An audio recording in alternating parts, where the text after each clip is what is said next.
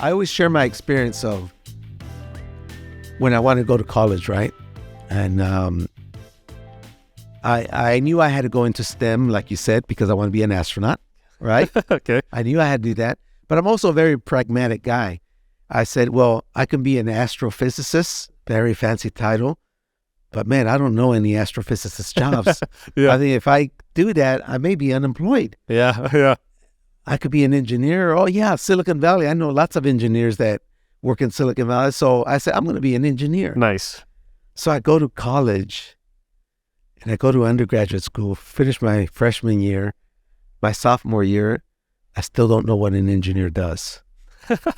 Finish my junior year, my senior year. I'm graduating. I still don't know what a freaking engineer does. And I'm going to get a diploma that says, you're an engineer. Holy Toledo. I was scared. Yeah.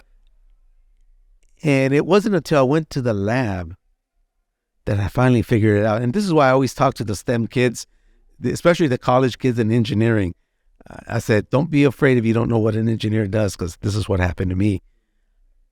And what happened to me was that I went to work at the lab and they started giving me jobs to do. And so you start doing them. And what I learned is that when you go to college, you go in with a toolbox that's empty. And you go to college and a screwdriver gets put in there, a monkey wrench gets put in there, a crescent wrench, all things get put in there. You graduate. Now you go to your job.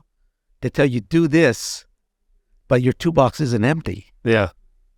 So doesn't mean you know how to use them. Right. Yeah. You use them. Yeah. But you may not use them in the most efficient way. Yeah. In other words, you may be using pliers instead of a crescent wrench to loosen a bolt. Yeah. And but over the course of your experience, you start to learn how to use those tools in a very proficient manner, and that's what makes you a great engineer. Yeah.